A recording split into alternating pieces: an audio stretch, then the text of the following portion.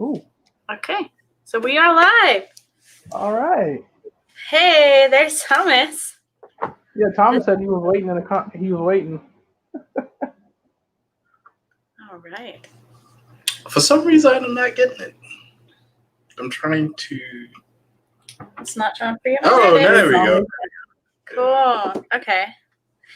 Interesting. It doesn't show us how many people are watching. I don't know how many people are watching right now. I see Thomas is there. I know Stan's logged in. But we're using a new program. It's not new. It's new to us. Yeah. Called StreamYard. And we have a guest, an awesome guest. Finally, after a year of talking about doing a collab together, we are doing a collab together. Hell yeah. Yeah. Flesh. Yes, Mr. Universe. And I can actually see from my phone. There are actually 3 people because Rooster just joined us. Oh, okay. Yeah, Rooster's here too. Hey, Rooster. I was just on his live. Oh. I think I saw, he was live. He was doing his pool table. Yeah. So, for people who don't know you, you are Mr. Universe, Alchemy of Life. Joe. Yeah. So, I am Alchemy of Life. I have my own YouTube channel. I teach decoding. I teach spirituality. I also have my own Etsy shop, so I'm a business owner. And, I'm just a student of life, period. And you've been doing the YouTube thing right about the same time as when we were the Albert Family channel, which is now Stan's channel, Life with Stan. So you've been doing it about 2 years? Yeah, it's September 2018. So it's coming up on 3 years and, a handful of months. Yeah. September's going to be here before we know it. So, I remember, I think I was on one of TJ's lives a long time ago, and then randomly after a live, I seen Albert Family pop up on one of my videos. I'm like, oh, who's that? I always notice the new traffic that comes to my, my channel. I'm like, okay. So then when you guys started doing lives, I just started coming to the lives. And TJ was like, oh yeah, they're friends of mine. I was like, okay, I like the environment that you guys have set, because it is very, very family oriented. You feel like family when you're on the live. Oh, good. And you're watching the video, so. And I can't believe. So Stan really does a great job. So many, good job, babe. You did a good job. You and I've talked multiple times on first time. We've talked face to face, so that's pretty neat. Exactly. So, what kind of topics? Well, I would say around this time right now, since the world is going through so much, and there's a lot of people just waking up to certain information. Manifestation, what is it, and how to manifest is probably want to be one of the easiest topics to start with for people who've never heard of that word, but unconsciously use it every day. Right. So I guess for me, manifestation is bringing about or materializing of anything that we can think of. Is it going to manifest? Is it going to materialize? So it's if say something simple, I got to go to the bathroom. That's when you go to the bathroom, that's a manifestation. It's just the same as I want a car or I desire a car, and then you take the steps necessary to bring that into your reality. Mm-hmm. So that would be a nice topic to cover. What are your views on manifestation? The beginner law of attraction for people who've never heard of it, and that type of thing. So I think our views pretty much align with yours. Most of the people, maybe not necessarily in the chat right now, but most of the people who watch my channel are probably pretty familiar with the concept of law of attraction and manifestation and things like that. Curious though, what are your, because I found that when it comes to the law of attraction manifestation, there are a couple of different schools of thought, and there's one primary fear-based thought that a lot of people struggle with when they first start to learn about manifestation and the law of attraction, and that is that if I'm afraid of it, I'm going to call it to me, and then that can keep us in this perpetual cycle of fear, because what you resist persists. And what's your stance on that? What do you think? So my stance on the fear-based would actually, because that is very, very key. So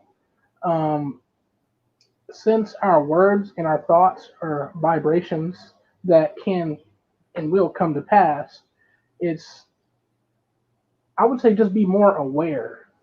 And that goes into like a deeper level of it, where you're talking about psychic protection of the mind, because your mind can, it goes all over the place, so you could potentially manifest certain things that you don't want into your reality. So you kind of have to learn how to protect your mind and your thoughts so that doesn't happen. It's very, very simple, but I would say don't be afraid, just be aware, because there's a thin line between fear and being aware. Like like you're a mother, so you have to be aware. There's the fear of thing, like with this whole COVID situation, fear of your it affecting your children, or then there's the awareness of knowing about it and how and what you can do to combat certain things so that they will be okay. It's like there's a very thin line. So I would say just be more aware and more grounded. So you just have to look into more tactics to ground yourself. So that would go into like getting more books and different things like that. Like I have a book right here that I was reading right here. Let's see. I just got this book. It's amazing. Oh yeah, I saw you posted on Instagram. I think it was Facebook, maybe Instagram. Okay. I stalked you on too many platforms. But it really goes into protecting yourself in your mental aspect, because the principle of mentalism in Hermetics is where everything manifests from. Mentally we create everything. So being aware of your thoughts and being aware of the things that you speak, is that thin line between being afraid of them. If you're afraid of them, they will manifest. But if you're just aware and you can protect yourself, you'll be okay. So I'm saying just be aware and, don't be afraid. And a lot of that isn't taught in the law of attraction community, because, a lot of people hate, I have to say it, they just want to make some money off of a concept that, people who aren't as adept as others or along in this path, they can kind of get them. So, there's that. Yeah. One of the things, the reason like I just jump right into the fear thing is because like that usually is the biggest block when it comes to manifesting, that people find themselves stuck in this. And I have a friend who is getting she's doing therapy for OCD, and she has OCD, so her brain literally gets locked in these perpetual circles, and she goes around and around and around. And once she is able to kind of overcome or heal this one idea, then it's going to pop up in another way, and it's going to say, well, what about this? And like her mind is literally her worst enemy as she's working through all of this OCD stuff. And one of the things that she struggles with is she's seeing one of the best OCD therapists in her state. But it is, are you familiar with OCD therapy and what they do? Not, I've never actually heard of OCD therapy. So it is immersive.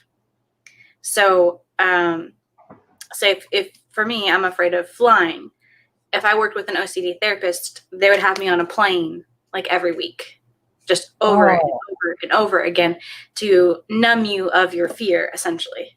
So you're constantly facing your fear until it just doesn't have power over you anymore. So one of the things that she was struggling with, because she's spiritual, is the therapist has you make I statements. And so you speak that you are your fear. And so she didn't want to do that because she was afraid that it would manifest. And so what I told her is kind of like you're saying, I didn't use the word psychic protection, but I feel like it's tomato, tomato. You say the same thing, but with just different vocabulary. And I told her that before she goes into her session, to just picture herself with white light around her and give it permission that anything that's spoken in the session is null and void, that it does not have intention beyond the healing that she's getting from this session. So to do what the therapist is walking her through, this is a specialist who's been proven to help so many others with OCD, but know that whatever you say, that's not your intention. And so I think even when we're in fear, that understanding intention really is the key to manifestation rather than our emotions. That can help kind of get over that hurdle of fear as well. What do you think? Yeah, I'm going to say the intention was going to be very powerful, because what we intend inside of our manifestation is where it's the seed.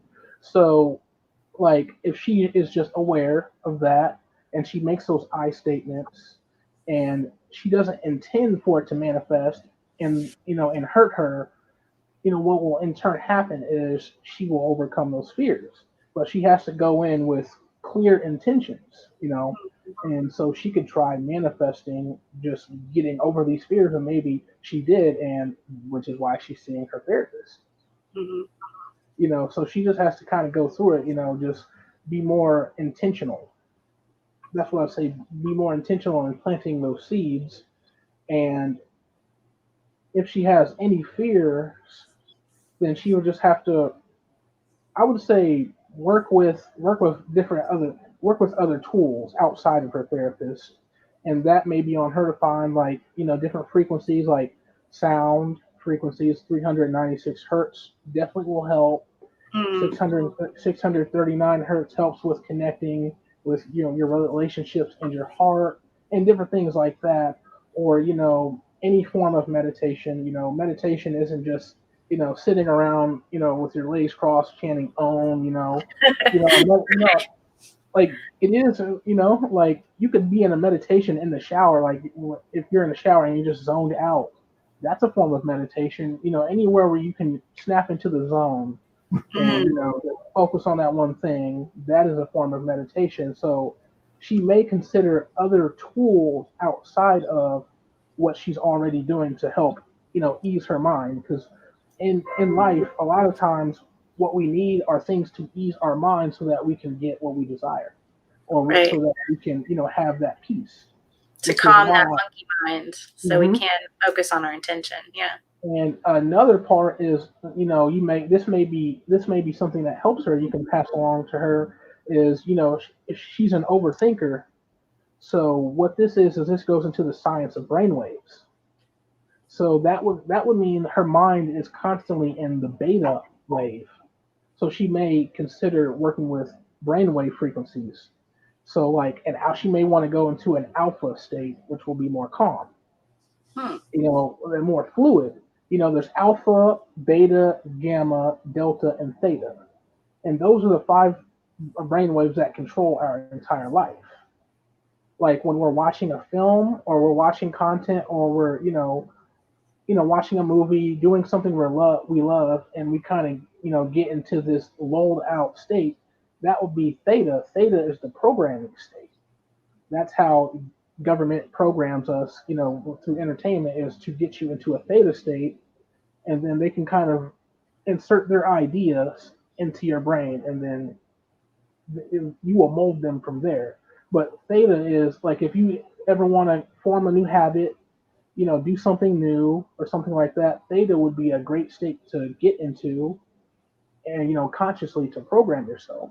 Breaking addictions and things like that. Wow. That would be a good one. Delta is that deep sleep when you're really, really hypnotized or you're really, really asleep and you don't like, if you ever had that time where you didn't dream, it was nothing, like nothingness, like going into the void or into like the womb, as some people say, would be like the delta state, and then gamma would be the gamma, like a gamma ray is a really fast ray that can pierce things. So gamma state is the state when we might use like if we need to study.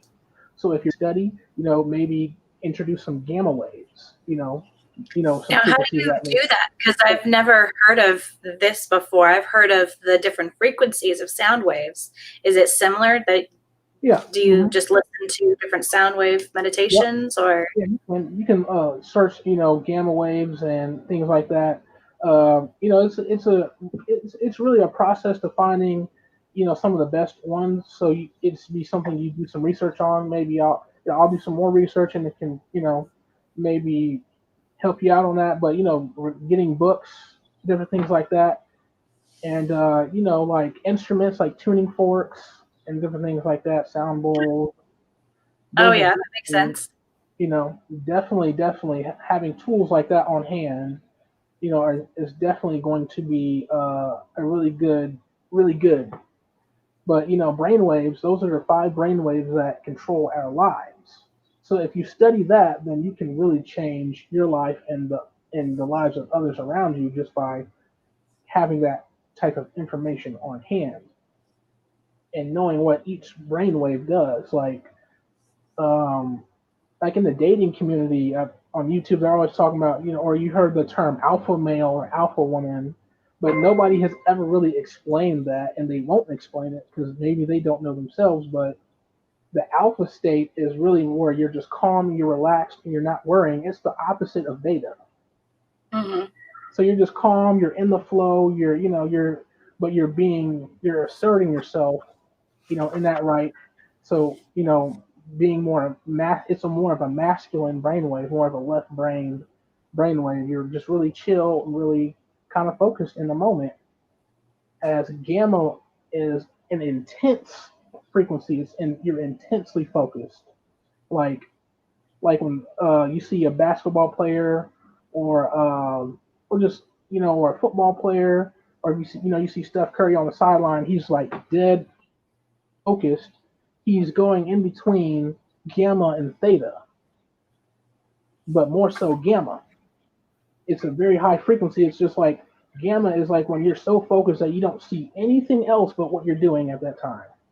Kind of like reading a book, and you're just, it's like I have to look up from time to time when I'm reading because I'm like, okay, I was starting to really zone out. It's like 3 hours later, Mm. something like that. When a day goes by super, super quick, but you were focused. That's what, brainwave that you were, working out of. So Hmm. being able to consciously go in and out of those brain waves yourself and know how to do that, it will greatly improve your life and others around you. It's like it's not a very hidden science. It's just not a very well known science, but we Yeah, use it again every day. that makes sense. I'm curious to see what the scientific data is on that. What studies they've done and things like that and found. That's really neat. I got into it because I was really into binaural beats. So like Mm. when you're researching binaural beats, like the next step up is like isochronic tones and then brainwaves. Because ultimately that's what these tones are doing. They're going into our brainwaves and going into a certain state. Yeah, You and that know? makes sense. That makes sense. That's neat. Yeah. But yeah, manifestation, these are things that we should, like when we're manifesting consciously, things that we should be, researching and using to step up our game, and help ourselves get to the next level and others around us, because once we get fluid with these things and we can teach them to other people, you can add that next layer to your business. Write a PDF, write a book. I'm currently with a friend, we're working on a decoding class, a decoding course, being able to decode just about anything. Hmm.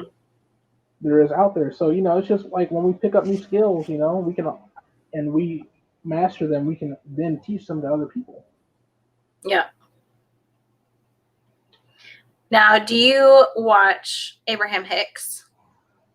I actually, early in my journey, I used to watch her a lot.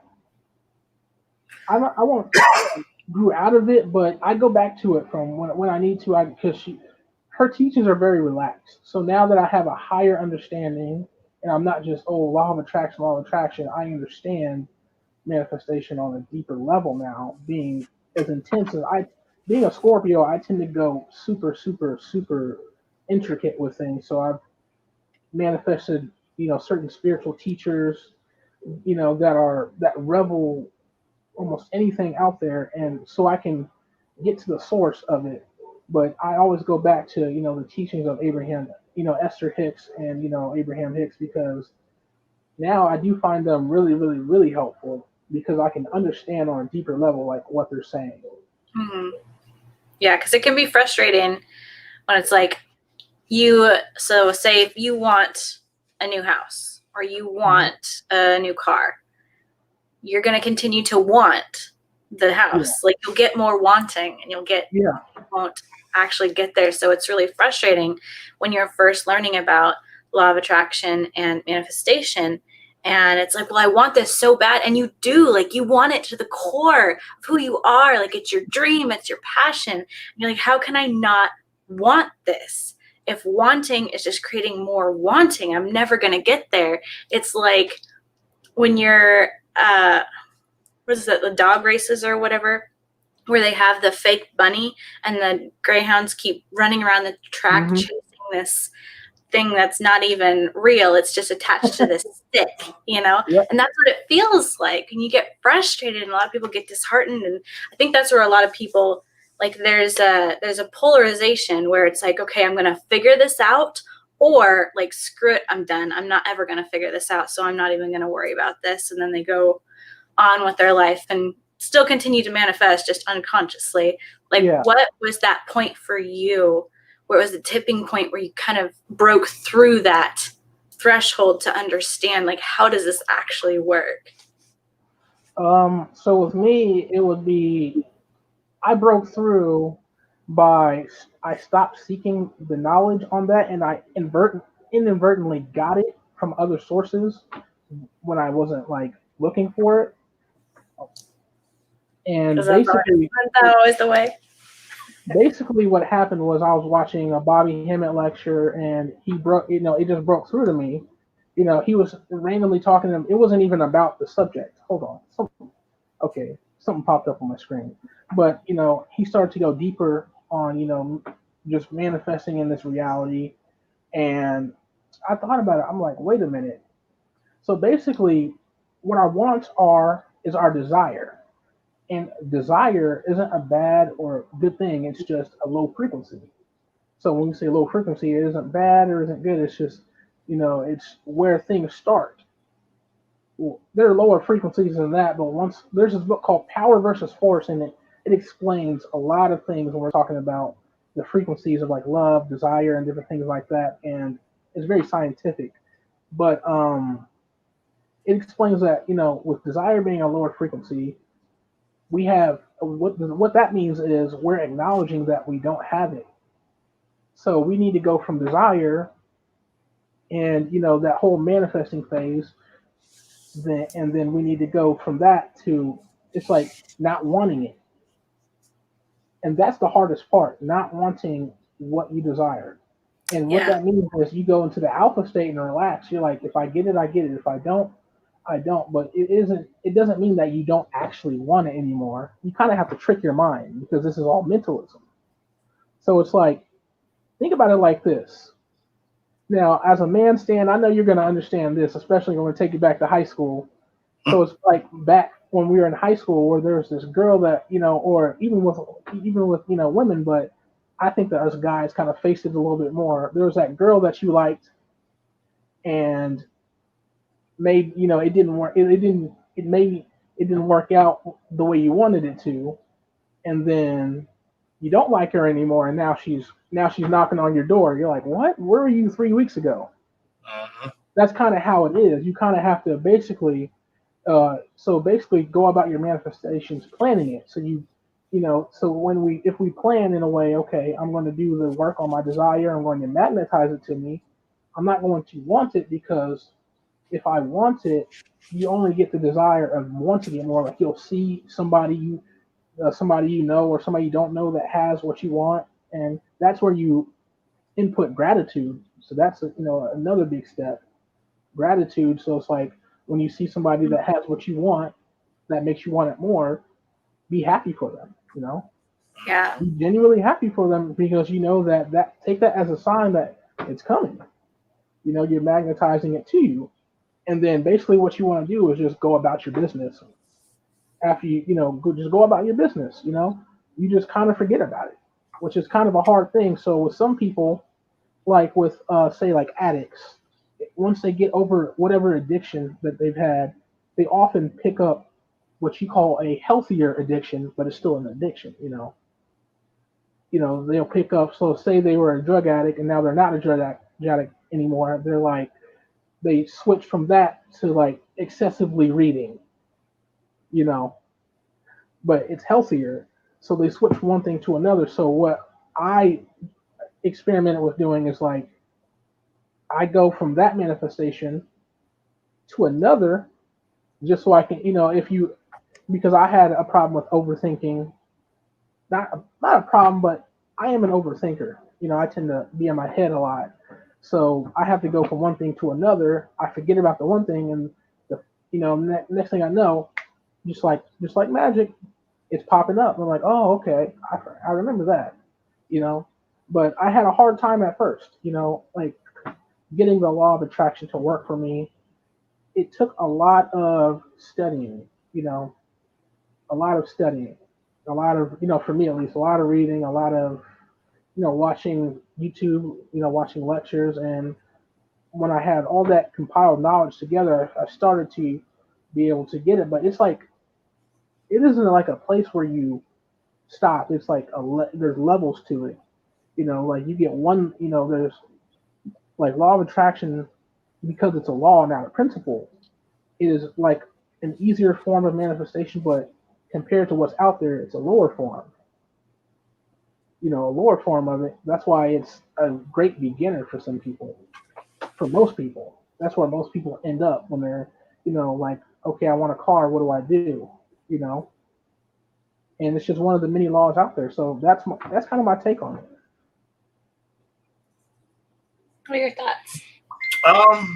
My thoughts were, I listening to both of you guys talk about the law of attraction and manifestation. I realized that by thinking when I was growing up, my parents and people who are around my parents' age, which is in their 70s, always talk law of attraction and manifestation, but they didn't say law of attraction and manifestation. I think it was something different what they were saying, but it's the same thing now that I realize. Because if you go back, my mom, she was a Baptist and loved going to church. They had this saying, and you might have heard the saying too, is when you want something, you claim it in the name of the law, of the Lord. And they will always say that. If you want a job, you claim it in the name of the Lord. You think about that job. You say you already have a job. You think of how you're gonna go to work and do all that stuff because you already claim it. And sooner or later, the job that you're trying to get, you get it because you already mentally have claimed that job. And it just was a way of thinking for them. Old school way of thinking, but it really was speaking to manifestation. Is really what we're talking about today. And I never really paid attention to put the dots together until we actually started really talking about it. And I realized that my parents and the old folks from back in the day were actually speaking of that, but we never called it, manifestation law attraction. I didn't know about this until now. But it's exactly the same thing. Yeah, and that is right there, claiming it seeing things as if is a practice of the Hermetic law of mentalism. So it's like what a lot of religion says is evil or fears, they Mm-hmm. actually practice because they have their roots in this old Egyptian science here. Yep. And it came like the first form of Christianity was Gnosticism, and that's where it comes from, and then it kind of trickled down to what it is now. But Gnosticism was just distilled Egyptian and wisdom and other wisdom from around the world, and then turned into a system. Mm-hmm. So when you're talking about seeing things as is, that's when we go into quantum physics, that whole realm of things, which is an even more adept way to look at things, even more adept. Makes me excited. I love everything quantum physics and all of that. If the nerd comes out, it's like quantum physics speaks to all possibilities being out there. All things that you can think of can exist, in many different ways. So the fact that you claim it, it's like there's this thing that's out there. Okay, I'm claiming it. So what you have done is you've shot a cord out to it, and it will magnetize to you. But you also have to do on the physical work. So there's the spiritual work, the mental work, and then there's the physical work. That is hermetics. Hermetics is the mental plane, the physical plane, and the spiritual plane. As long as you do the work on all three planes, you should have no problem truly, experiencing that which you wish to experience. So then, once you've done the spiritual work, claiming it and feeling it and visualizing it, meditating, then you go through the mental aspect, which kind of ties in with the spiritual aspect at the same time. You can create audios on your phone that speak to that, because there's nothing better than your own voice at the end of the day, which will always help it manifest quicker too. And then there's the physical realm. We can't forget about the physical realm. It is the physical, but that's where we're trying to get things to materialize. You're trying to get it to come from a lighter frequency down to a more dense frequency so that it can exist here in the physical.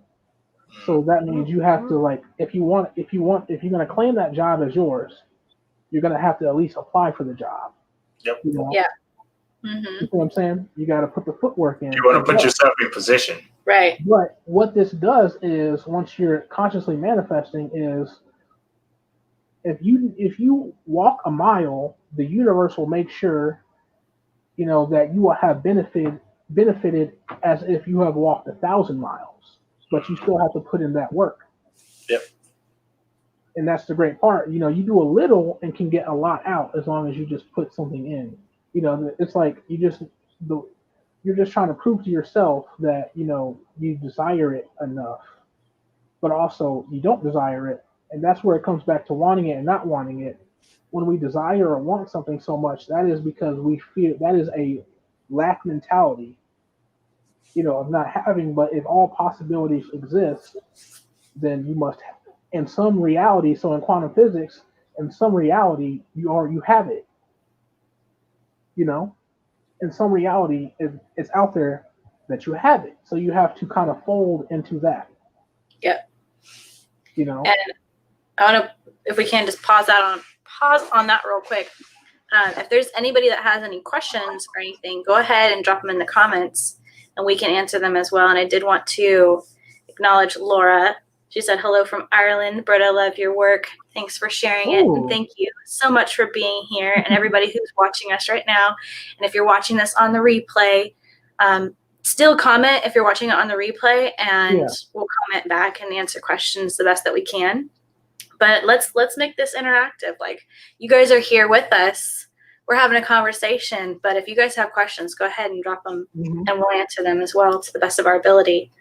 But while people are writing, if they're going to write questions, you said something that I absolutely love. Have you not watched the movie? Because I am not a fan of the movie. But did you read the book, A Wrinkle in Time, when you were a kid?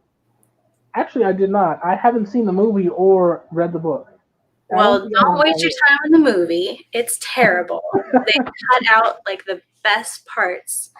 But the concepts of the book, like I know that it is a fictional book, but it is the most, if you understand concepts of like astral travel and remote viewing and just a lot of these like quantum-based topics, that book actually explains how that works with striking detail. And I think that the author was completely anointed when they penned that, and they had no clue what they were actually writing. They're writing this cute fictional story. Hey, Thule. And yeah, it's just so on point. It's insane. So what I wanted to tie into, and if you had read the book, you'd understand what I was talking about. The whole concept of a wrinkle in time is how they travel interdimensional travel. So they're talking about that if you're going to travel, instead of traveling at light speed and going across the universe, you hit these wrinkles, and it's almost like a wormhole or something like that. And so you'll travel interdimensionally that way and intergalactically that way. And it's so awesome because it's kind of like what you were saying with manifesting and those quantum concepts is that somewhere, because again, if people aren't familiar with what quantum physics is and some of the ideas behind that, it's, to very sum it up, it's a concept that there's an infinity number of infinities that exist, an infinity number of things, an infinity number of yous with an infinity number of earths, and so on and so forth, that are they are just slightly different. And so if you can think it, it exists somewhere. And that's kind of the blanket concept for the basic baby basics of quantum physics. And if you are thinking of something that you want, like Stan was saying, you claim it in the name of the Lord, you understand that it already exists for you. You said that you're shooting this tether off into the universe to draw it to you. It's like, to me, it's like that wrinkle in time. How does that tether travel? How can you find it? The intention is what guides it, and it goes straight to what already exists and pulls it to you and kind of collapses the time. So that is crazy that you say that you talk that you say that about a wrinkle in time and how that is, and how it's like a wormhole, because what the author was describing is what you call like with interdimensional travel, the way you travel, and something like that actually just happened here with what was it, December 21st. So what that is called is quantum tunneling. So there's, quantum physics, quantum entanglement, and quantum tunneling, and they're all entangled. So what quantum tunneling has to do with is it has to do with the womb. The universe is the womb that we're in. We are on Earth, so we are in the womb of Earth, walking around. So basically, what happens is, what happened on, say, December 21st is there's something called the Pisces vesica, and that would be the vagina. That would be you ever seen the Jesus fish? Yeah. That is what that is, the Pisces vesica, and that would represent the fourth dimension, which is what 2020 was all about, because Corona happened, and what the fourth dimension would be expansion and time and space. So if you used your time wisely in 2020 because you were in the house, you couldn't really go too many places like you wanted to because everything was getting locked down. If you use that time wisely, then you were growing, you were building, and you were, expanding. You were healing, you were doing shadow work. Yep. So basically, most people went from being in the third dimension to the fourth dimension in this womb. Well, we all did some people are going to get spit back on the lower dimension or a lower frequency, a lower form of thought because their wave of thought didn't go up, or maybe they got some things going on. But to those who use that time wisely and they held the frequency and the frequency got higher, then they quantum tunneled to what we call the fifth dimension, which is just a higher consciousness. You now receive a higher stage of thinking, and so certain things, certain people, family, friends, random people you don't know at the store, they will seem kind of foreign to you, and you will seem foreign to them because of the wavelength that you're on versus what they're on, and how that comes about with quantum tunneling. If you look it up, it's like there's this wall, and you're trying to get through the wall. You have to tunnel through it, which is the fourth dimension. You have to tunnel through it. If your frequency is high enough, you can get through. If it's not, you bounce off. Hence why Michael Jackson in 1979 came out with the album Off the Wall. He was trolling people of lower frequencies because they just bounce off the wall. They go back to where they, return to sender. But quantum tunneling is, the same as A Wrinkle in Time. Yeah. Well, now you have to read the book because it's just going to blow your mind. The whole time I read it, I'm just like, this person, they have to know what they're saying. They have to know what they're saying. I don't think they know what they're saying, but like they have to know what they're saying. And the whole time, I'm just like, they are so anointed. Like, I don't know if they knew or if it was just, if in their mind, they're just writing a fictional story. But I've never found another piece of literature so far, fictional or otherwise, that explains it in such perfect detail, and it talks about exactly what you're saying. And the other thing, and this is kind of funny, and I guess maybe it's pops up in fictional writings just because it's easier for people to digest. Yeah. But kind of reminds me of the Harry Potter Portkeys. Yeah. Same thing is kind of in The Wrinkle of Time. So if you were not ready or you didn't know who you were, you could get thrown off somewhere else. Yeah, exactly. Kind of like you said, bouncing off the wall.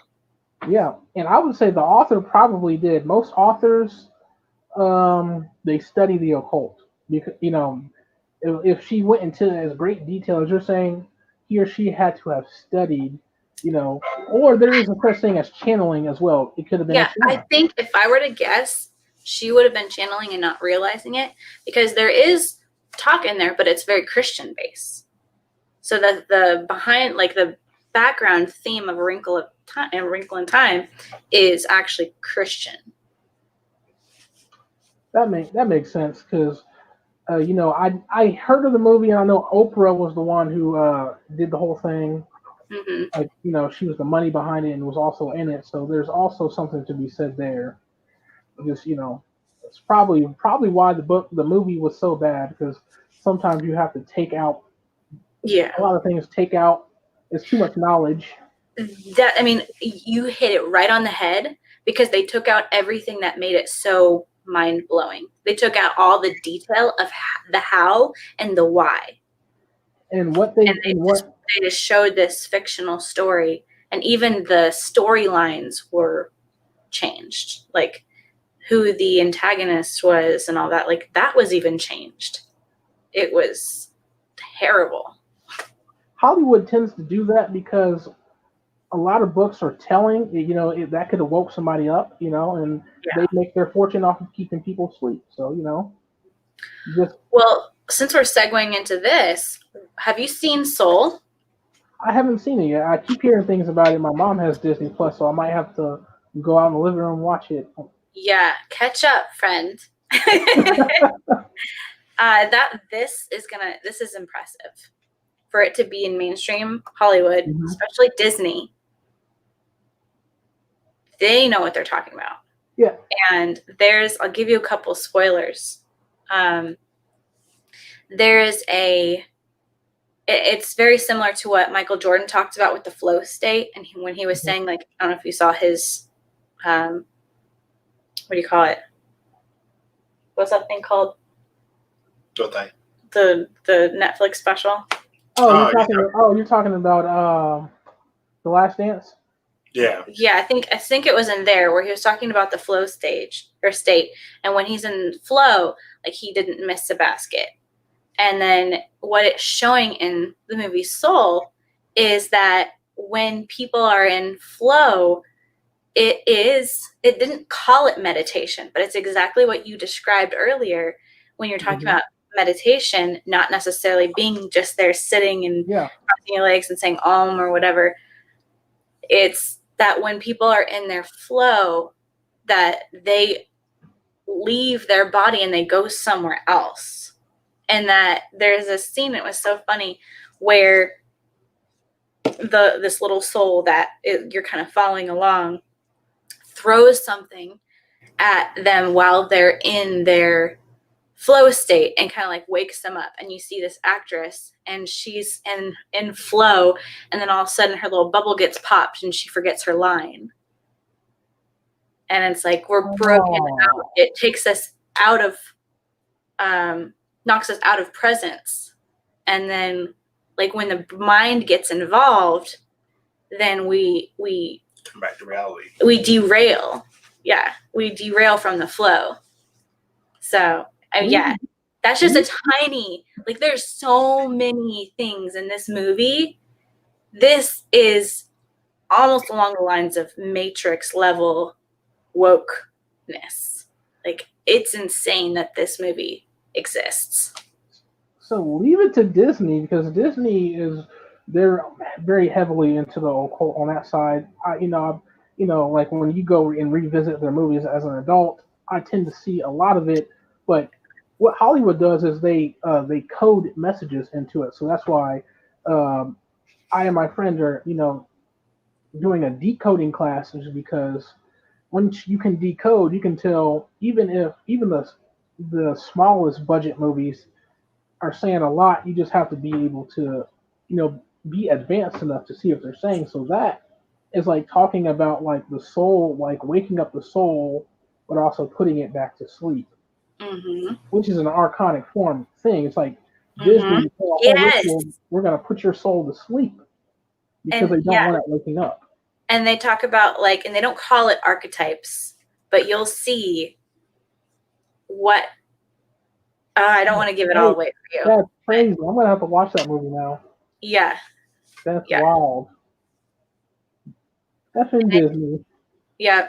I did appreciate, and I understand why they did this. It didn't show what happens beyond. Mm-hmm. And again, I'm not going to get in too much detail because I want you to see this and I want you to get the authentic, oh my gosh, experience.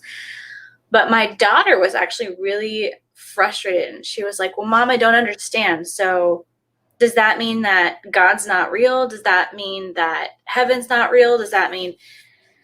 And I'm like, well, hun, they never went beyond. They didn't show the beyond. And I thought that was the right move because it is still based upon your belief system. Yeah. And it didn't interfere with free will of, say, for example, children. My own child was frustrated because she wanted to see what was beyond. And it's that's not for them to answer. And this is something like in the Egyptian mysticism, they would teach the kids early because, if you're going to know thyself, you can't just be 25, okay, now I'm going to, waking up, trying to figure it out we were, at our age. They will be able to have the advantage of knowing their whole life. So, what the Egyptians described God as in many ways. So there are the gods, and then there are the titans who created the gods, and then the gods created the humans kind of thing, kind of a concept of they were just very, very high vibrational beings, And the Anunnaki, that is Egyptian or no? That would be Sumeria. Sumeria, okay. And that predates even Egyptian by somewhat, but it's where was I at? So they described the god as generator, operator, destroyer. So off the rip, can we generate things? Yes, we can. Can we operate things? Yes, we can. Can we destroy things? Yes, we can. So then that that puts in question. Wait a minute. If I have the capacity to do all of those things, then what is God really? And that's one of the things the Egyptians, throughout there, it spells God, generator, operator, destroyer. And if you read, biblical texts, if you read, spiritual texts, that would be the nature of most gods. Or even the God of the Bible was a creator God. Right. So it's generating, it's generating something.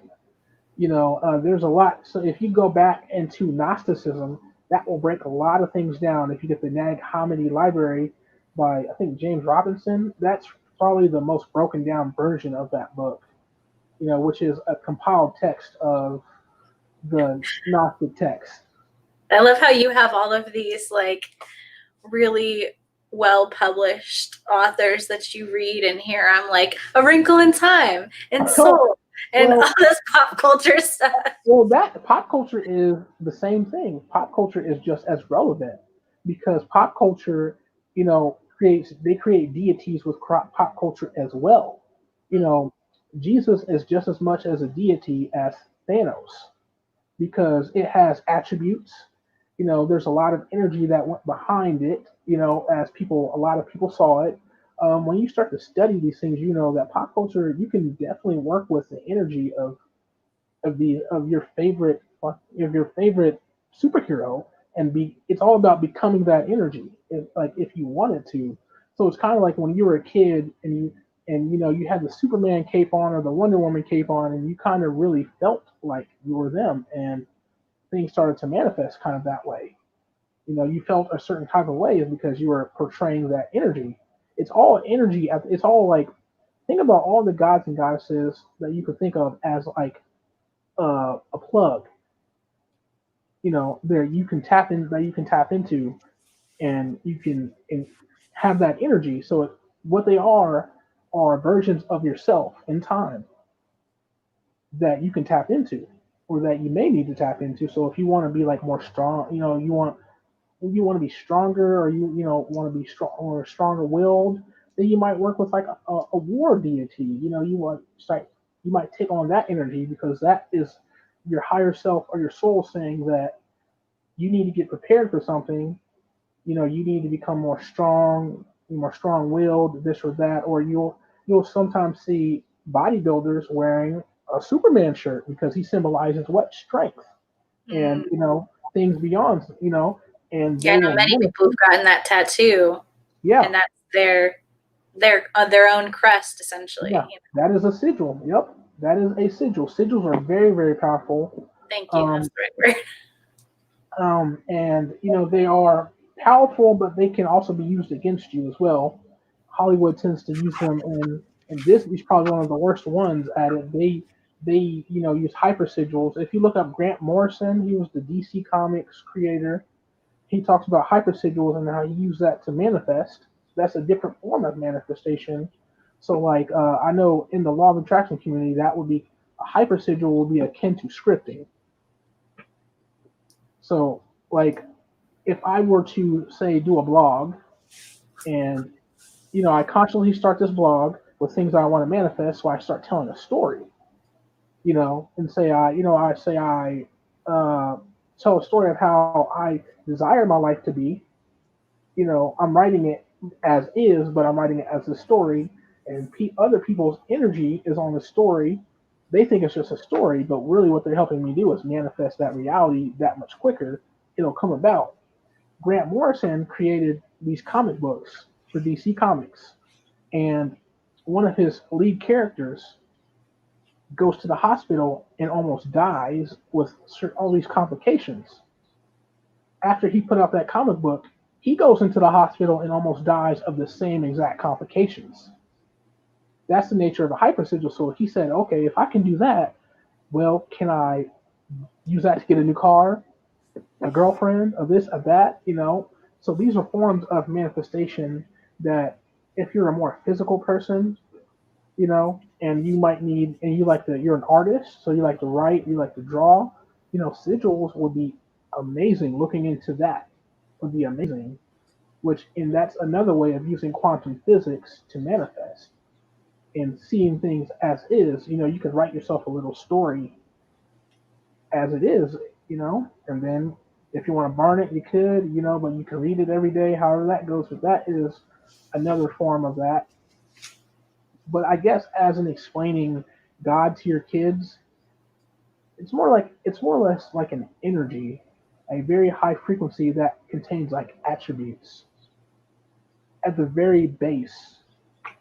Even the Bible explains it as such. They give Jesus characteristics, things that he does or can do. They give him a frequency. They give him attributes, and that's what I would do is just, however, if they ask you questions, point them in a direction. You don't really want to throw it on them, but if somebody asks you a question, then it's almost your duty to answer it, essentially. Yeah. And there's definitely, we had more of a conversation about it, but I did appreciate, like I said, that they didn't go there. Yeah. Because they could have done that to give some sort of, Hollywood closure, but they didn't. And I felt that was much more respectful to all the different belief systems that exist out there. And the fact that, the more that I learned from my own experiences, the more I realized that, there is not one way. And I know that might sound silly because it's like, well, duh, there's not one way. But I had one of the videos on my channel kind of popped off, and it's got almost like 19,000 views, and that's my near-death experience video. Well, if I knew then what I know now, I would have worded that much differently, because at the time I felt like everyone was given a choice. And then reading a lot of the comments with that video, well, most people are complaining about the music, but there are people who are like, no, not everybody's given a choice. And I knew that, honestly, that wasn't, when I said what I said, I wasn't like making a black and white statement, like it's either this or this and there's no in between.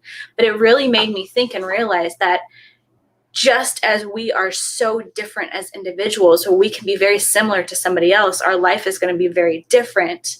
Or like I grew up with my sister and we had the same upbringing, the same parents, the same schools, the same exposure. We had vastly different experiences.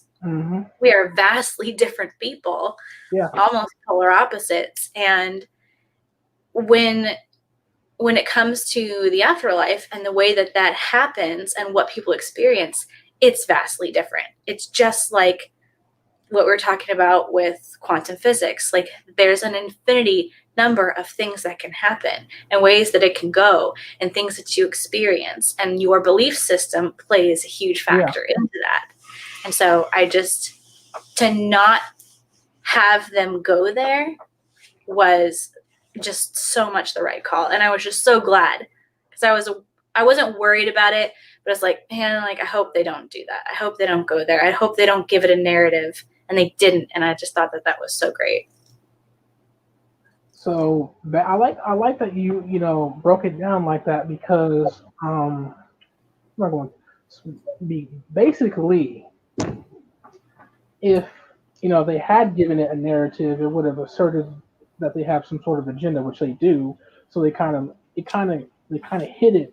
But there's so many ways that you can go with it. It's like now with Hollywood, their whole thing is going into the void. So maybe they could be asserting that without saying anything, but like giving you your own interpretation. And as for like choice, choice can be akin to, your free will. And sometimes in this reality, your free will is taken away from you because of a choice that you made prior to not, stand in your free will. So I see a lot of like a few out in the law of attraction community saying there is no such thing as free will, because they can manifest a specific person almost as if, almost on some controlling type stuff. But no, the free will exists. It's just basically what happens is they manifested themselves into that person's free will, because there is a possibility that exists, that they could manifest that specific thing or person. Free will was a part of that. A choice was made. So I kind of like that you said that. Yeah, it's like, yeah, that's actually one of my favorite things to explain talk that about to your too, kids. is the marriage between free will and purpose, and how can they coexist? How can you have a purpose if free will exists? And how can you have free will if you have a purpose? Or like, not necessarily purpose as in like, I found a purpose for my life, I have a passion, which is actually kind of the way that they take it in the movie. But as far as like destiny, I guess I should say, rather than purpose. If destiny exists, then free will does not exist. But I say it depends on the lens that you're looking through. Yeah. It depends on how zoomed in you are. Because if you're hyper zoomed in, you could argue and say, no, it doesn't exist. But if you zoom out and you see the bigger picture, you see how it does exist, and that you zoom out even further and you could say, oh, okay, it doesn't exist again. Because then we're all one, and then this thing that's going to happen, and we all eventually go back to source. So we have this plan, we have these experiences, but if what I like is the middle zone, because we're humans right now, we're living in 3D, 4D, 5D, somewhere within there, a mixture of. And so as a human, as what we're experiencing, we're in this middle zone. So all that's applicable for us right now is the middle zone anyway, which is where free will exists, because we're not all one mind soul complex. We are individuals essentially enjoying our current human experience. So the way that I look at it in this middle field here, where the marriage happens, is that you have destiny and you have free will. So if therefore what you came to experience, if you choose not to participate, there's a queue of thousands of other people who are ready and willing to come in, so that the grand picture is still moving forward. You just choose how you want to participate in it or not. Yeah. So, and that really relies on what we call perspective. Everything is a perspective here. So if you believe in destiny, it will manifest in your life, and you will have no control over that. But if you don't, Right. or if you stop believing in destiny, or you don't, then you will be the true architect of your life. Carving your life the way you want to be. Like, if you take accountability for everything that's happening in your life, if you just sit yourself down and you go through it, and you're bold and honest and completely brutally honest with yourself, and then you say, okay, what do I want for myself, for my kids, or for this or for that, then you're going into that, that phase of taking control. And, it's like, F destiny, I'm going to be the architect of my life, and this is how it's going to be, for this period of time until I say different. And that kind of goes into the quantum entanglement, and like, I remember, I don't know if you guys remember, but back in, say, August, July, there was all those entanglement memes going around with the whole Will and Jada Pinkett Smith thing. But what they were trying to introduce to you, subconsciously, was quantum entanglement. That's what was really happening there. And they introduced that topic to certain people, and what that means is do you remember those the Venn diagrams, seeing those in school? It's those two circles that are like this. It's like those two circles that are interconnected, and they have that. It's like one. Yeah, circle. and where they overlap is what is. Yeah. Okay. So one circle you write a difference, another circle you write the difference, and in the middle you write what's similar. They were teaching us quantum physics, because that's the middle, or the Pisces, again, the Pisces Vesica, or the fourth dimension, is where everything entangles in our reality. And that's kind of what we're going through right now. Is there's, like, we have Earth kind of splitting from its lower half, its lower dimensional half, with its higher dimensional half kind of like expanding and stretching. That middle is a portal. So you can quantum, if you're savvy enough, you can quantum tunnel between both worlds if you would like. You can go up, in and out. Some people, like, they have to first be able to get to one side to get to the other. Your frequency, has to be going through the wall, not off the wall, to be able to go between both worlds. That's what I've pretty much gathered. It's just like the 7 chakra points. What's the 4th chakra? The 4th chakra is the heart, and it's the bridge between the physical and the spiritual, or the mental, or whatever you want to call them. And that's the way that I call it density, but I know, like, it's kind of density and dimension are used kind of interchangeably. But the way that I've seen it is the 4th density or dimension is the bridge between the 3rd and the 5th. And it's kind of like this anchor point where you're in the 4th, we'll just say 4D.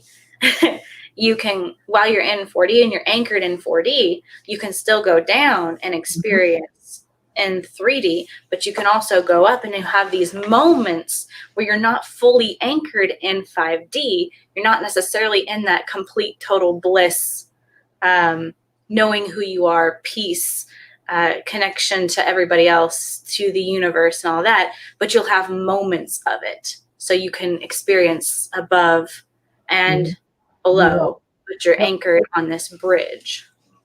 And so I actually did a video on my channel called, the heart chakra, the key to above and below. I explained it in a very occult way, occult science way. Like I went the Egyptian route, like the god Thoth, he's the god of knowledge, wisdom, so, he would stand on the higher half. So like if you split the heart in half, he would stand on the higher half because he's all about the crown chakra and the pineal gland and the throat, and he will take you higher. Or as the god Osiris, who is a god of the underworld, or Anubis, they will be below the lower chakras. So your lower chakras are your underworld. So your underworld is, those things that have not come to light. Those things that have not come to light that you need to deal with. So when, but also, as well as the higher half, like our higher chakras, we tend to deal with those more often, or whatever issues we have here in the higher chakras, they will plummet below. They will take on a dense frequency, go below, and then they will then be in the underworld. But the underworld is where we go to deal with things. It's also the symbolic nature of what in Christianity, what they call the lake of fire or hell, which is just a lower density. Right. That's all it is. Heaven is just what you make of it. It's just a higher frequency. And hell is just a slower frequency where things tend to be more physically manifested. Right. More dense. Right. More heavy, more chaotic. So it's more in tune with dark energy, dark matter. Mm-hmm. You deal with that and you get in tune with that. So it's more feminine energy in the underworld because that's what it is. Dark energy is feminine energy, and the lighter aspects are masculine energy.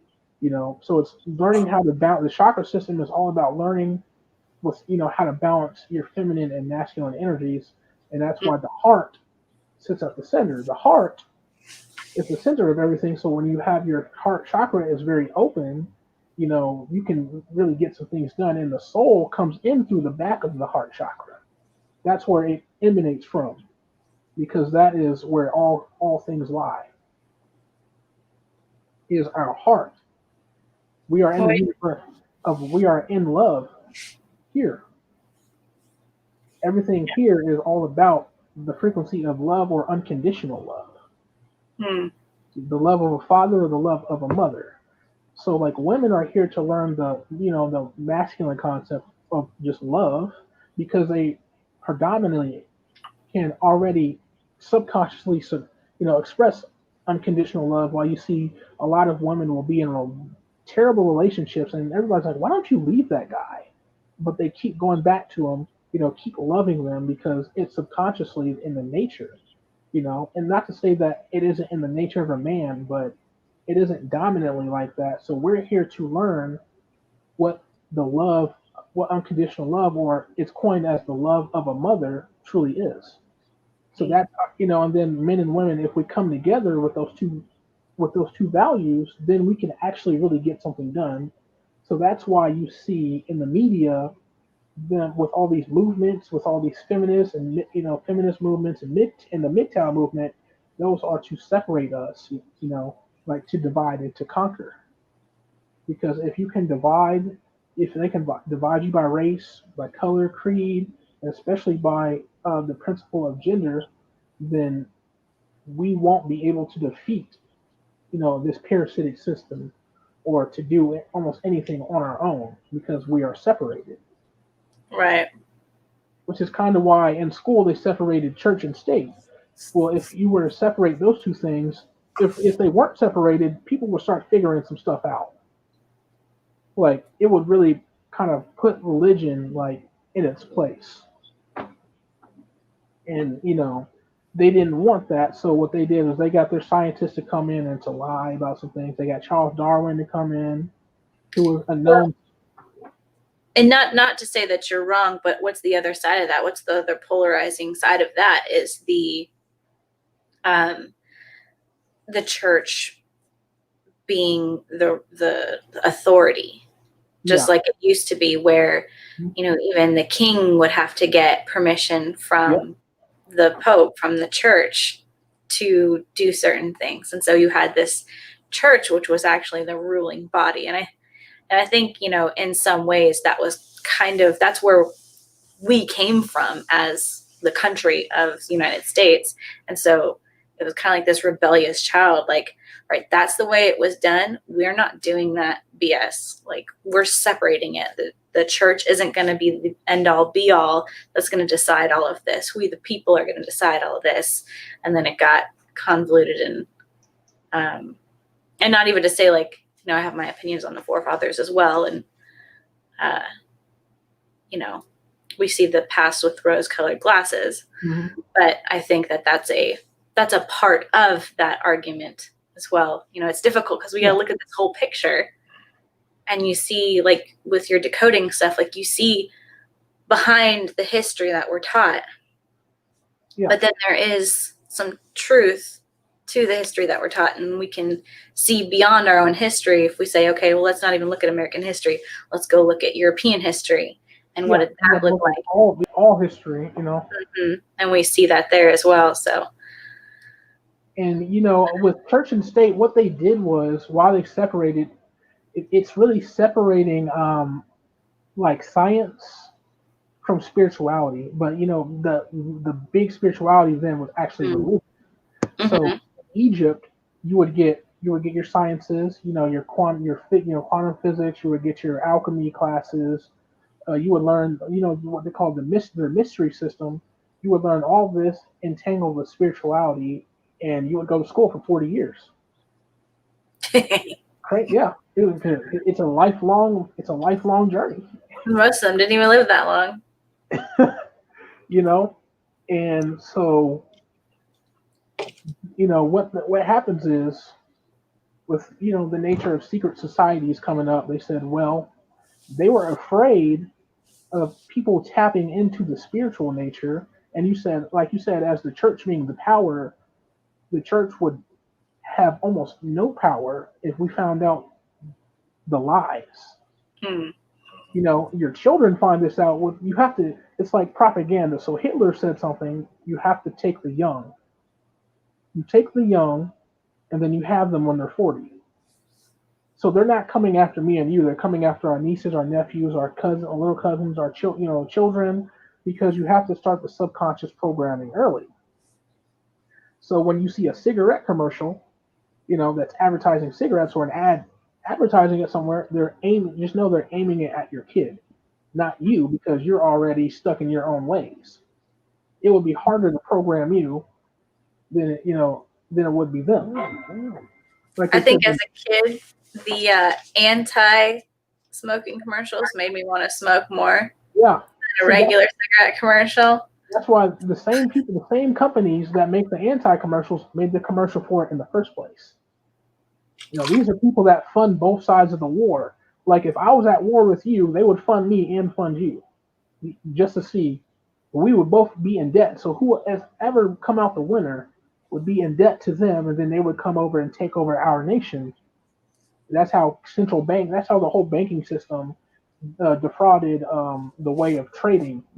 Like if I have this Shivalinga crystal, if you wanted this crystal and you say you have this amethyst, we could trade. We wouldn't see it based upon the value of things that we have today. Like you would see people trading an iPhone for a mansion, and it would not seem odd, you know, because that's a system of trading. Somebody has something that you want.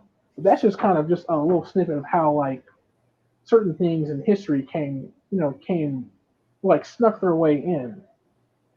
These are things that were not really taught today. Like I learned something. What was it? Oh, trust.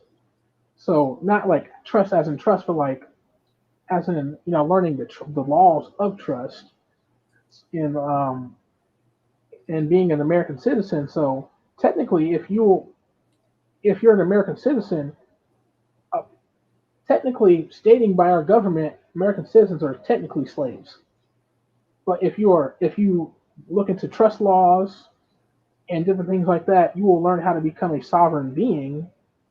Then when stuff hits the fan, they won't be able to mess with you or your family because you've already done what's necessary, you know, to get out of that whole loop. Other people can be taken because they're technically American citizens or technically slaves per our own documents in history. That's pretty messed up. Like, have you ever heard, been into that kind of side of it? Because I know in the spiritual community we talk about the spiritual sides of things, but we never really get into, you know, those type of aspects or the aspects of like investing in finance in a building type of way. Mm. Yeah, we do. We haven't done any videos on it, but we do within our family have those kind of conversations. I'm learning things like every day, like just like wow, like I knew American citizens were technically slaves, but it's like I need you kind of need something to back that up. I was given a book. I think let me get the name of the book. I'm gonna get it here soon. It's on my phone here. I believe it was called. Hold on, because I was told it was a very good book to learn how to get yourself out of that. While you're looking that up, babe, Yeah, what are your thoughts on this? You talking about the whole subject of what I was talking about? Yeah. To be honest with you, I'm kind of all over the place because it's a lot to digest. Yeah. I love the. I'm gonna rewind it back a little bit. I love the reference of the pop, like so many references that you're talking about. You can see in Disney because as you guys are talking, I remember the same thing you're talking about, the multiple dimensions. You can also see that within Doctor Strange, where he says that he visited multiple dimensions to see what was going to happen to Iron Man. And all these things. And another thing to lead into from that is when you was talking about the gamma in your brain stage, and it leads to a deep sleep. Well, what I was thinking about, if it eases your mind where you feel like you're in a deep sleep, wouldn't that be the essence to astral projection? Because your mind is at rest, where it allows you to flow from out of your body to astral project. You could definitely do that. Go ahead. From that state, you could probably definitely do that. I haven't, astral projected myself consciously, but I tend to astral travel more. I'm really good at astral traveling. It's more my thing. But I want to astral project, and you would definitely have to get into that state, that that delta state where you're in a deep meditation. It's like when you're meditating and you're almost you ever meditated and fallen asleep and then you're like, oh, I didn't mean to do that. Yeah. But it's kind of like before you get to that state where you fall asleep, but you're getting there, you're in delta. So like if you were looking up studying techniques and different things, and it's gonna take, for some people it takes a bit, for some people they can get it just like that. You just don't give up. Once you get to that state, that may be a key. Yeah, definitely. And I kind of actually want to talk about the Avengers because they played, like you talked about Doctor Strange. So He's searching these multiple realities. Yeah, these multiple universes, which is the quantum field, the quantum reality, to see where to see where that existed. And he found just one spot where it existed, where they could save Iron Man. But also in Disney's very very sly. They're very slick buggers. Normally, the hero is the bad guy. uh-huh. It's like normally the hero is actually the bad guy, and like if you look at the perspective of say Thanos, Uh-huh. what about Thanos was actually really evil? Because he's trying to come and balance the world because the world has gone to their own form of chaos. So what happens is Mother Earth will balance herself. She'll come in natural disasters. She'll do whatever she has to balance the frequencies. So Thanos comes in, offering balance. So what he had to do was get the seven chakras aligned to do so. Uh-huh. Seven chakras of the stones. Yep. And they represented something. So Thanos represents also a Titan. Most of us, there are a lot of Titans on this earth that don't know they're a Titan. There are a lot of our souls that come from that space. So it was so kind of why they killed Thanos in the comic book and in the movie was because all of these evil executives, behind Disney and in Hollywood, they're the Avengers. And we would be like Thanos, so it would be like them ritualistically killing us. Uh-huh. So when they serve that up to your children, that's the subconscious reality. That's really what Disney. They're really. That's why I say they're really really slick. That's why when decoding comes in, that's why I know a lot of people have a hard time seeing that because they tend to be in what you call theta state. So they will just consume the movie because it's their favorite superhero, or and you'll just be there, and your mind will accept the programming. When you're decoding, you can enjoy it, but now you're alert. You're seeing what's going on. You're like, "Ha, I caught that," And being able to do that on a higher level, it just takes studying, reading, watching videos, experiencing life is a big one, all in one, and then you can pull from all of those things when you're watching a film. You'll start to see, oh, that's what they want to do. They're doing this, they're doing that. Or like when you see your favorite company, you know, they're putting something out, it may not actually mean what the article stated. They may be talking in a certain a language. Like there's a saying, for those who can see and those who can hear. That's generally how they talk. So, Jesus even said that himself, and he said, if you have ears to hear what I say. And he was talking about those who, obviously everybody had physical ears and they could hear what he was saying, but not everybody had the mind to be able to understand the concepts that he was speaking. Exactly. And that goes to one thing, like protecting yourself, and if you have kids, protecting your kids, because sometimes there's certain things that we consume because we're just consuming, so we're taking in information, which is light, there are harmful frequencies there. So like tools that we can have, certain crystals like Russian shungite, because the only real shungite comes from Russia, because that's where the meteor hit. Black tourmaline, or you just look up protective crystals, or amulets that you could have around the house, or certain things that you can do, or things you think mentally, like I'm going to watch this movie, but I'm not going to let it affect me, in a negative way. I might say that, and then I might watch the film or whatever. Those are just some things that you can do to help yourself, but also help your own children while they're young. You don't have to introduce them totally into it unless they ask, but there are things that you can do to help safeguard them so they don't become corrupted by by what's around them.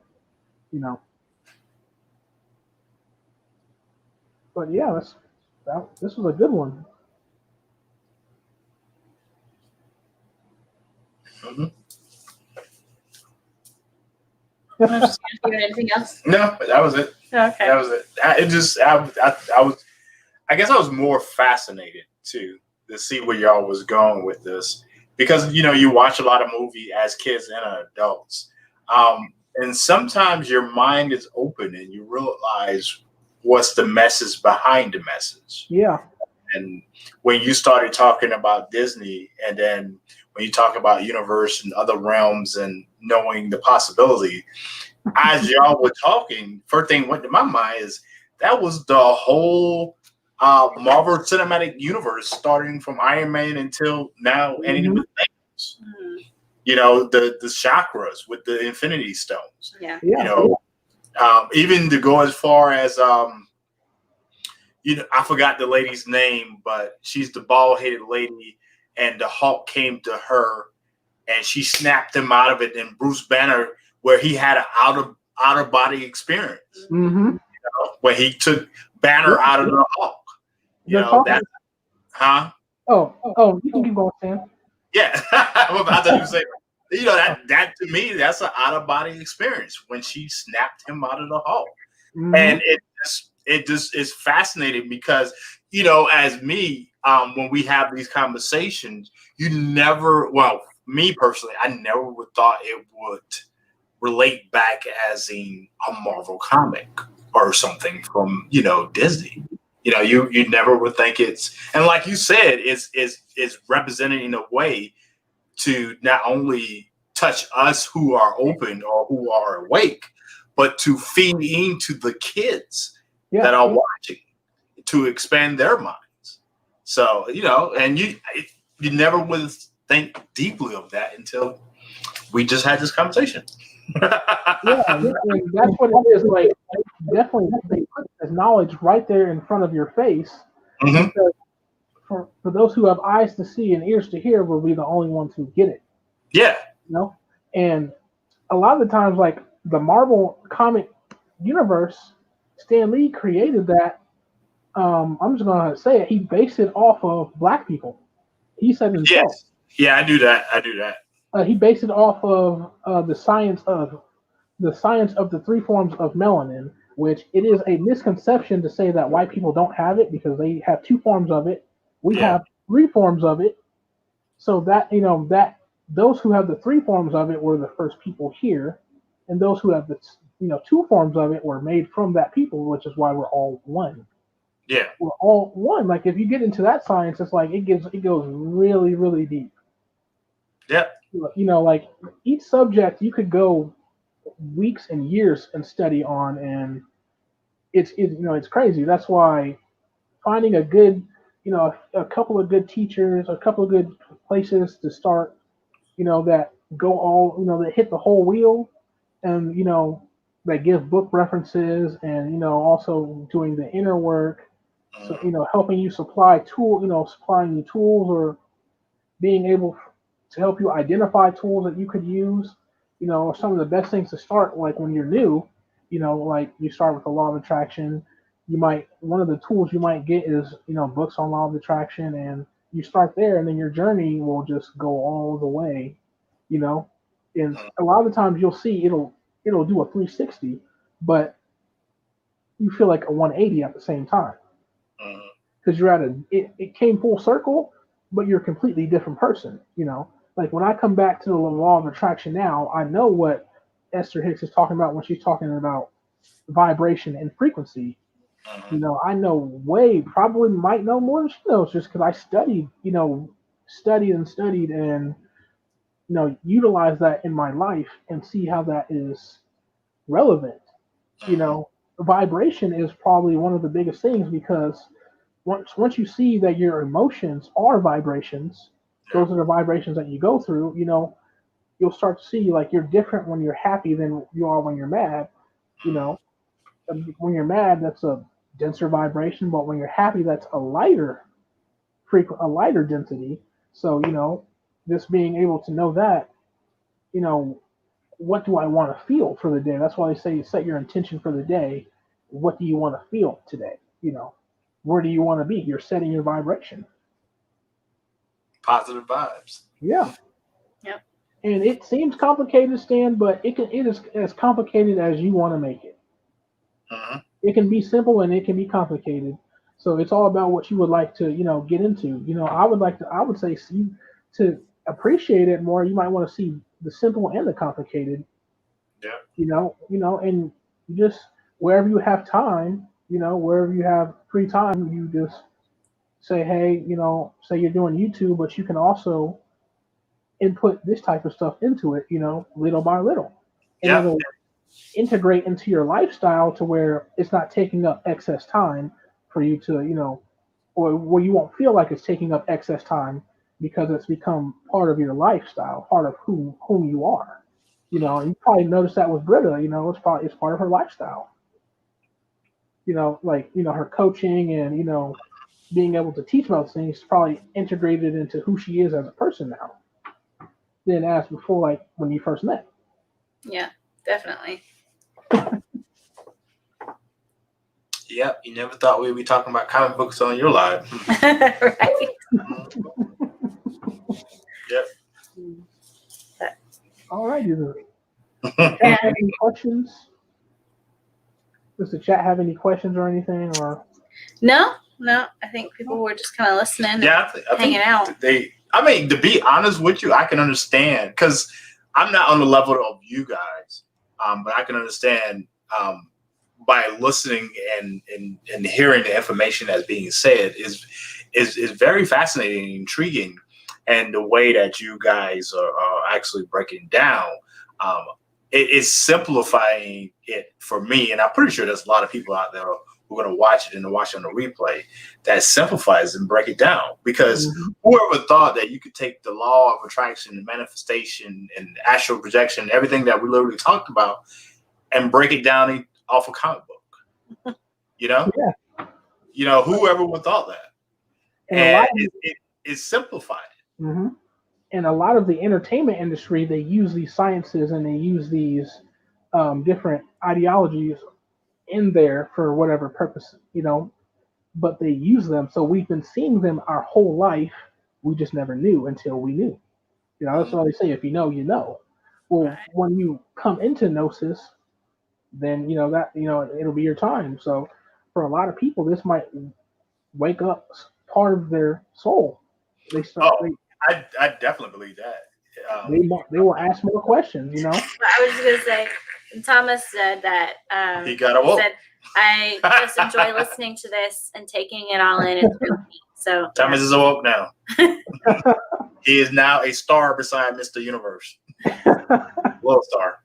And a lot of it is just doing the work, and doing the work entails and everything we've been talking about.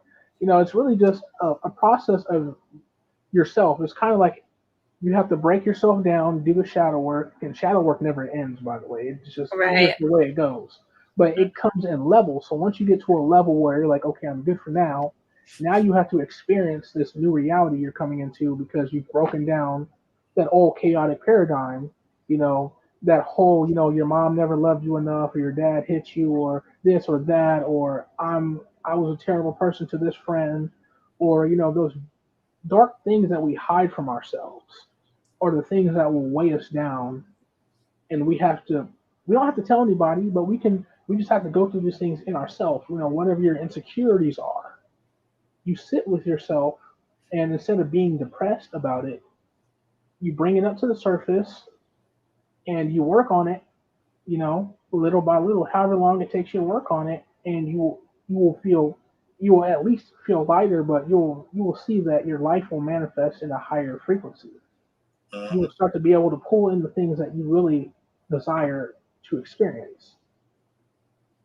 And you'll get to another level where, okay, I got that level done, and that level may last a year, 2 years, however long, a few months, and now you're dealing with more stuff. Okay, more stuff comes to the surface, and you have this repeat process. It's never ending. Shadow work is never ending. You just got to keep doing it. Yeah, it's like, how many times do you clean your house? Yeah. How often do you take a shower? Mm-hmm. It's just part of it. Yeah, and you'll start to see the shadow work will get easier as you do it. You'll develop a method, a methodology, or many methods even if the same method doesn't work for certain levels, you'll at least know, okay, it's about that time, and you'll be willing to do so as long as you're willing and you're ready. It won't affect you as the first time you consciously went into it. Right. You know, a lot of people, because possession is real out here. It's a real thing. And that happens when you get into a lower state, a lower frequency. That's why, the music is trash. That's why the movies, pervert certain images, and they keep you in a, very stuck vibration, so that things can come in. And that's when depression happens and different things. But ways to combat that is to keep yourself on that lighter vibration or higher vibration. Enjoy. Keep yourself in the vibration of love, happiness, and joy, and finding ways to protect yourself, like this, like I said, this book right here, learning how to protect yourself mentally, in your mind and in your astral body and things like that. You will be all right. You won't be. You might see other people going through it. America might be like Bird Box here soon because of what's going on. Even what happened with the Capitol last week, or the week before that. That is kind of just like a little taste of what 2021 could be like. So if, it's like we choose, do we want to be that, or do we want to be those people who are on a lighter frequency experiencing joy? Because in one country, they could be in famine and going through it and be a third world country, and in another part of the world, it's it's beautiful and blissful, and people are, like living the lives that we want to live. Is, what do you want? Do you want this or do you want that? That's kind of where we're coming into it. It will force us to do the work on ourselves so that we don't have to be out here stuck like everybody else is, already portraying. We can kind of sit in silence and be like, okay, they're going crazy, they're wilding. That doesn't have to be me. I'm not gonna, let those lower things come and attach to me. I'm actually going to use that as a time to protect myself and my family, and also work on myself so that we can, live a better life. Yep. That's kind of where, we're headed in this space right now. Yep. The things that I've seen, and one of my other friends, she's a really adept channel, really very, very clear channel. She's seen it. It's gonna get crazy. So I want to be able to, like, instead of like promote fear, there's people who will tell you about these types of things, and it gets you like really fearful, but they don't ever give you any tools to use. Be wary of the people that give you the situation but don't give you a solution. Right. You always want to have that information, but then have that solution, because once you have that solution, the fear goes away. Yep. And it comes back to free will. Mm-hmm. Do you choose to participate in this? Yeah, exactly. Because we all participated in 2020 because we're in the earth. We're on earth right now. We're in the world. We all experienced it on some level, but some of us leveled up. Yeah. Some of us didn't lose loved ones. Some of us didn't lose jobs. Some people did. And like for me, for example, I lost my job, and it was the best thing to happen to me, because then it allowed me to be able to focus and start building my coaching business.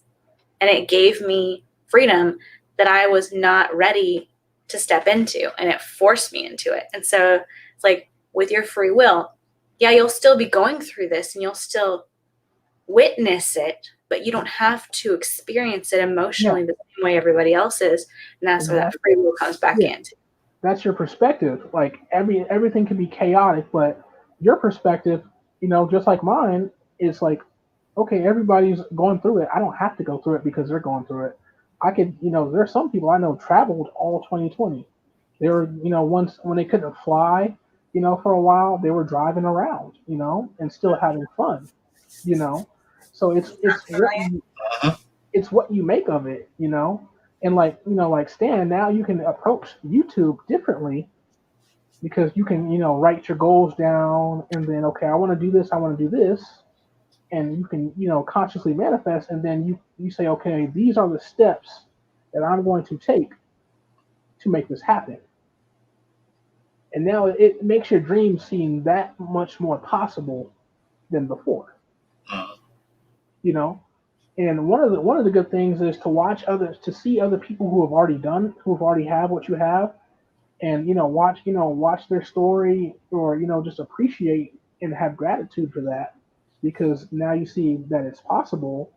Your mind starts to do different things. It's like, okay, it's possible. So then now you're like, okay, if you ask yourself a question, how? Because once we ask the question how, or once we ask any type of question, the solution is echoed back. And that's how you kind of get around, the universe, is by asking things in form of a question. That is even more powerful than I am saying I am this. If you ask it in a form of a question, it has to answer back in the form of a solution. Yep. Ask and it shall be given to you. Seek and you will find. Knock and the door will be open to you. Mm-hmm. Yep. Zoom and the universe answer. Yeah. For real. That's something that I work with my clients too when we do like guided meditations or things like that. And they get these cryptic answers, like, you already know the truth within you. I refuse to accept that bullshit. I'm sorry. I refuse to accept those cryptic answers and say, like, the truth is already within me. I already know the answers. My question, my follow-up is always, remind me of what I already know. Help me remember what I already know. And then you get way more clarity. Yeah. Or you ask the question, okay, so then what is the truth that I already know? Right. Or whatever you can do to break past that. It's like almost like a programmed answering machine, and it's like, do you press 0 for operator to go straight into answers, or do you sit here and do you list all these prompts? Like, no, just give me something. That type of prompt is to get you to ask, is to get you to ask the question, because then inside, how badly do you really want to know? Yeah, what do I already know? And then it'll echo back, Yeah. It always has that starting point that's like a pre-recorded message, like you said, like the answer machine. It's like, you already know what you have to do. Well, what do I have to do? Yeah. What is it? I believe that, at some level, my soul knows, my higher self knows. But right now, my conscious being does not know. So tell me. Yeah. And a lot of times, like working with your higher self or merging with your higher self, that is a task within itself. And that's kind of what I'm working on, getting more in tune with my higher self. So like you could go into a meditation with the intention to just meet your higher self, and to have them make themselves known, and then merging is a process in which you're going to have to really raise your vibration. You're going to have to physically raise your vibration, because that would be your highest vibration coming into your own vessel. So for some people it can make them very sick because they're not ready for it. Yeah. But you do what's necessary physically, mentally, emotionally, and spiritually, and then you kind of come into being almost, I won't say not unstoppable, but it's like you become unstoppable. Yeah, you become the god, the goddess, or the titan of their time. And the gods and goddesses, are just people who have energy surrounding them. So like the gods and goddesses of the next 1,000 years will be like celebrities, because they were so, like a Michael Jackson or a Prince. People will be actually praying to them in 1,000 years because they had so much energy behind them. That is the same in the time of the Egyptians. The gods and goddesses, in time of, the Mayan civilization, the Aztec, what people see as a god or goddess was just someone who rose to the highest point of society. And, in either that society or their neighborhood or, where they're from, and a lot of energy was poured into them and their aspects, And that is what a lot of cultures tell you what a god or goddess is. It's just someone who had a lot of energy poured into them and they had a lot of influence over people because of that. As you can see, how do people in our society right now treat celebrities versus their own mothers and fathers? Like they run in the street after them. Yeah. Like I've never seen somebody, you know, faint because their mother came home, but their mother pushed them out. You would think, but they meet their favorite celebrity and they faint. To have that type of power says there's something behind you, which is just energy given, the energy you put out. Yeah. So there's a lot to it. So that's why pop culture is really big because, like with, there's this book called Creating Magical Entities, and I know Hollywood knows of it. Like I have it over here. Hollywood knows of it is because they create magical entities via, characters that characters on screen or musicians. It a magical entity is no different than when we were a kid and we had an imaginary friend. No different than that. Like you had this this doll or something, and while you had your doll with you, nothing could harm you, and nothing did. It's the same thing. Like a totem. Yeah, created your own entity or your own god or goddess, and you gave it aspects. You gave it a name. You gave it a life. Spoke life into it. But here in society, we're told to grow up and throw away childish things because those childish things are the ones that tap you into that reality to be able to create like that. So essentially, they shut down that part of your creative force, and you become a slave to work in society, basically. But that's just a little bit like maybe that might help someone. I don't know, but that's just things that I've learned in the last year and a half. It's like really deep concepts like that helps you see the outward world a lot different. It's like now, okay, so every time I watch this movie, this is what's really happening. And because those characters are portrayed as gods or goddesses, the person portraying that character gets treated like that as well because they take on that energy of that character, which can be a very foul thing once they leave that role. Well, like Carrie Fisher had a hard time getting out of the Star Wars. Yeah. Well, really everybody who was, except for Harrison Ford, who was part of that original Star Wars cast, had kind of difficult times finding other work because they're so well known for that. And like when you're cast as a star lead in such like these big blockbuster things like the Harry Potter series, for example, too, it's difficult to branch out because then everybody sees you as like Daniel Radcliffe, he's Harry Potter. Like you see him on the street, it's not, oh, look, it's Daniel Radcliffe. Like maybe some people will say that, but most people will see him and be like, oh my God, look, it's Harry Potter. Yeah. And what happens is they become, there's a deeper aspect, a deeper cult aspect on it because not only to the fans do they become that, but behind the scenes, the spirit is put in for that role is put into them, and then they have to play that. So this is why they like a lot of actors and actresses and musicians are very, very spiritual people because they have to learn how to survive. Hollywood's very treacherous. Yeah. Most of them are into the treachery that's happening, but some of them are there because they love the art that they grew up on, and they get entangled in that world.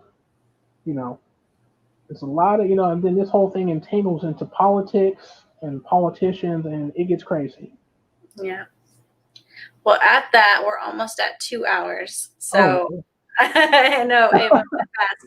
So I want to go ahead and just kind of wrap it up for now. But I've loved this, and I would love to do this again. I think this is and great. We can talk, I think, all night about this stuff. And I feel like we've just barely scratched the surface. Exactly. Just getting started. Yeah. But thank you You're so welcome. much for your time. Thank you for doing all of this. And No problem. I'll put, after this ends, then I'll edit the description and I'll put a link to your channel. So if anybody wants to check out Alchemy of Life, his channel, he does some awesome stuff. Like he said, he's got even Etsy. If you just want to message me the link to your Etsy, I'll put that in the description as well so they can see some of the stuff that you have. But Thomas says, oh my God, it was really great. So glad that you enjoyed it. Yeah. Me too, Thomas. Yeah. Thank you. So, yeah, any other closing remarks from you? No, I thought it was great. How many times when you can personally say you talk to the universe? Like, you just can't say that.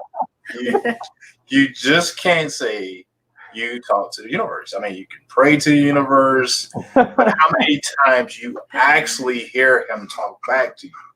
I think that's unbelievable, right? And well, people who are familiar with the Life of Stan channel would know that Stan affectionately refers to Alchemy of Life as Mr. Universe. And this is what we've called him, Mr. Universe, for 2 years now. But not everybody on my channel will know what that context is. That you're saying, I keep forgetting that we're not on your channel.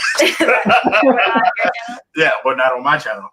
Thomas says, I finally have seen the universe. Yes. Yeah, Thomas, yeah. He became a star in the universe. Yeah. All right, darling. Well, we will touch base and thank you again. Thank you. Thank you for doing this. Thank you, Britta and Stan. You guys are like family more and more every day, Yep. Yeah. That's what we want to be. And